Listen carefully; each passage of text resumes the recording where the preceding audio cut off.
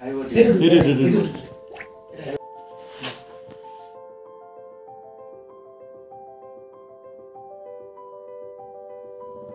সাপ ওলাইছে আৰু এতিয়া ৰাতি 11টা বাজি পাৰ হৈছে। এতিয়া যাওঁ আমি ৰেস্কিউ কৰিবৰ কাৰণে।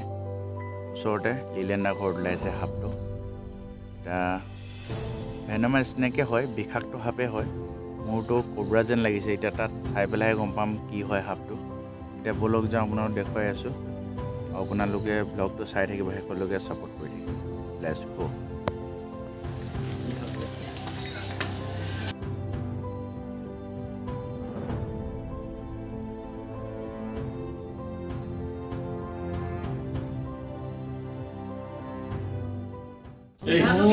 গ্ৰেড 2 গ্ৰেড হৈ গ'ল। গ্ৰেড হয়। কবৰা নহয় কথা আগত থোৱাটো হয়।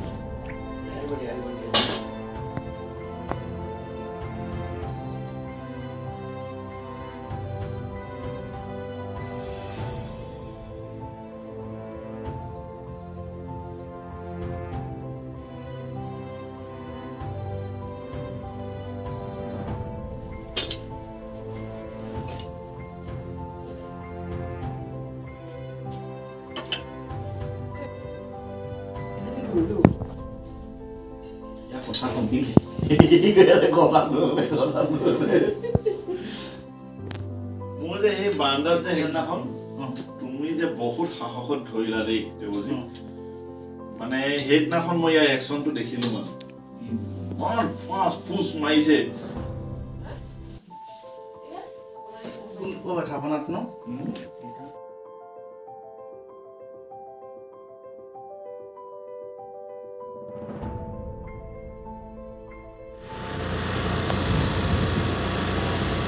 আজি ৰাতি এটা ৰেস্কিউ হৈছে। গ্ৰেট হয় এইটো বিষাক্ত সাপ।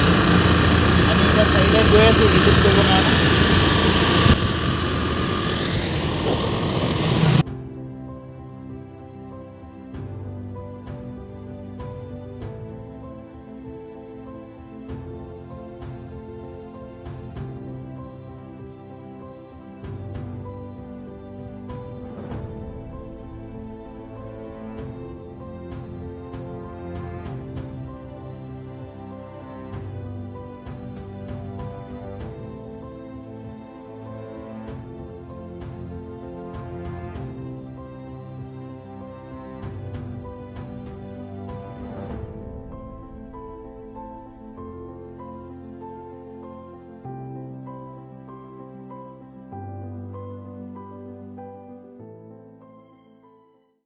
ধুনীয়াকৈ এইটো ৰিলিজ হৈ গ'ল। এইটো আছিলে ক্ৰেট আছিলে, এইটো হাইলি ভেনামাছ স্নেক হয়।